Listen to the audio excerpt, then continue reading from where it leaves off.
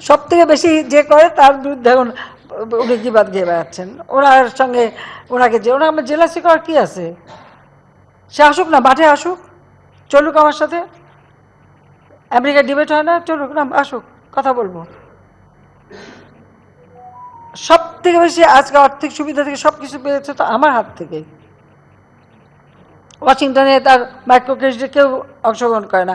আমি গেছি সেখানে, হিলারি ক্লিন্টন এসছে, কুইন সোফি এসছে, হ্যাঁ, আমরা তাকে খুবই প্রমোট করেছি, এটা ঠিক।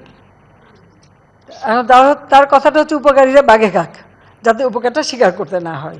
গ্রামীণ ফোনের ব্যবসাটা আমি তাকে দিয়েছিলাম। নোবেল প্রাইজের জন্য নাকি তার সাথে আমার সাথে কারো দ্বন্দ্ব নেই, আর আমি জীবনেও নোবেল প্রাইজের জন্য আমার কোনো আকাঙ্ক্ষাও নেই, কারণ আমার লবিস্ট রাখার মতো টাকাও নেই, পয়সাও নেই, আর আমি কখনো এটা চাইনি। গ্রামীণ ব্যাংকটা তৈরি করেছিল জেনারেল এরশাদ সাহেবের আমলে। একজন এমডি খোঁজা হচ্ছিল, তখন ডক্টর ইউনূসকে এনে সেই ব্যাংকের এমডি করা হয়।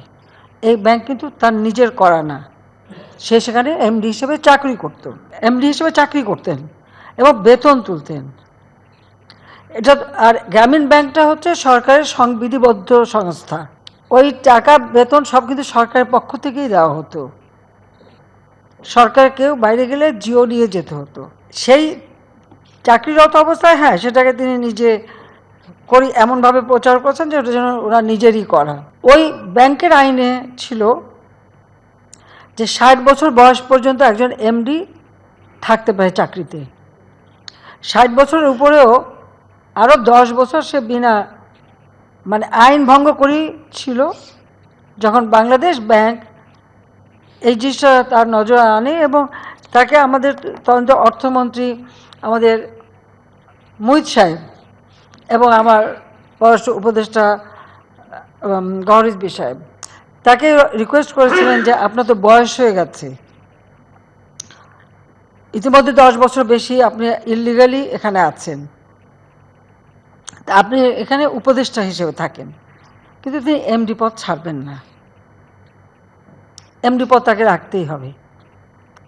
এবং ডক্টর ইউনূস কিন্তু আমাদের সরকারের বিরুদ্ধে, অর্থমন্ত্রীর বিরুদ্ধে এবং গভর্নর বাংলাদেশ ব্যাংকের বিরুদ্ধে দুইটা মামলা করেন।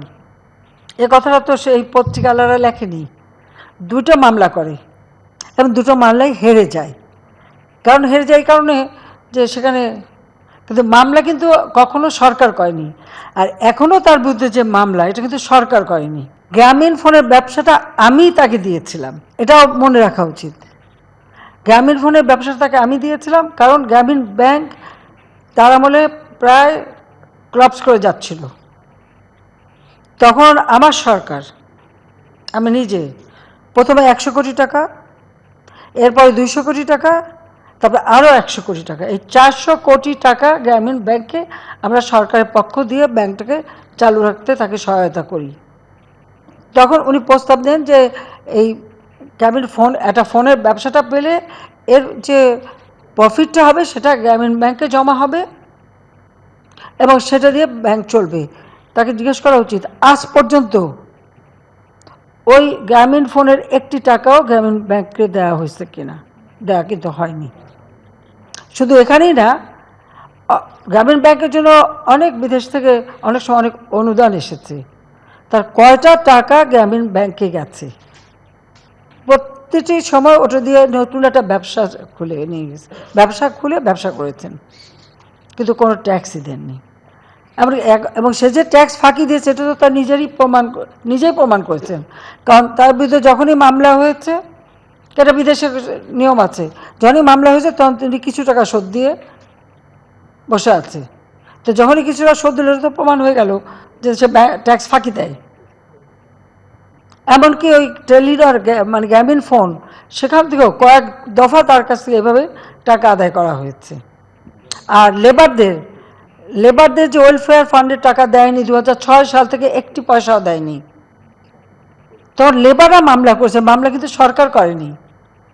লেবাররা লেবার কোর্টে মামলা করছে, সেই মামলায় সে শাস্তি পেয়েছে। এখানে আমার কি দোষ? বরং আজকে তিনি যে উঠেছেন সেখানে সবথেকে বেশি সহযোগিতা তো আমি করেছিলাম। তার micro credit summit, micro credit internationally খুব গ্রহণযোগ্য ছিল না।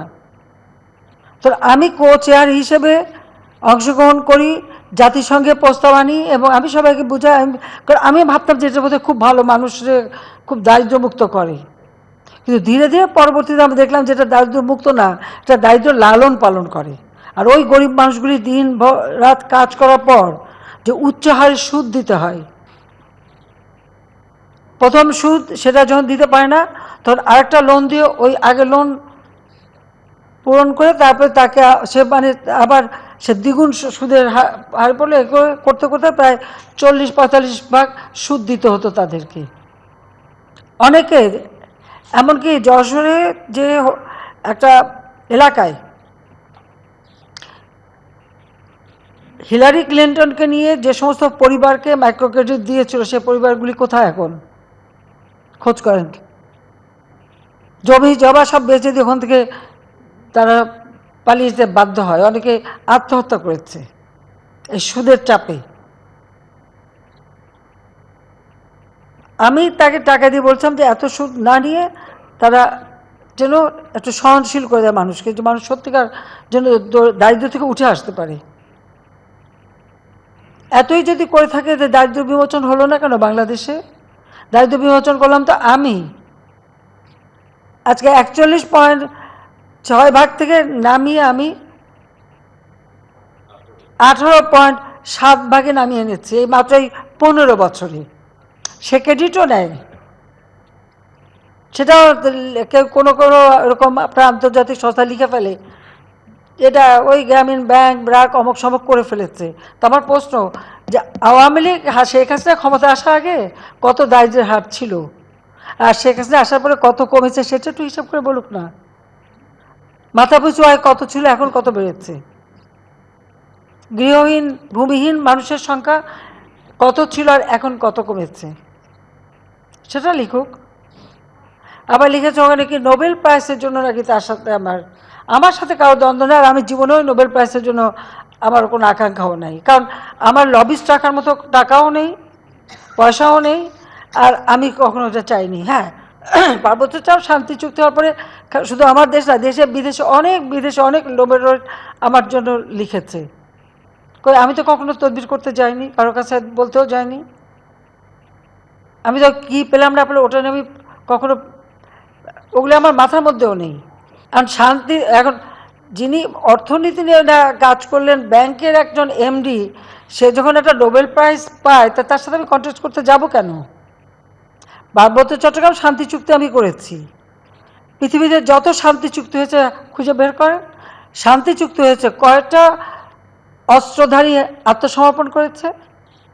আমি পার্বত্য চট্টগ্রামে শুধু শান্তি চুক্তি করিনি, 1800 জন তাদের অস্ত্রধারী ক্যাডার, তারা আমার কাছে অস্ত্র সারেন্ডার করেছে।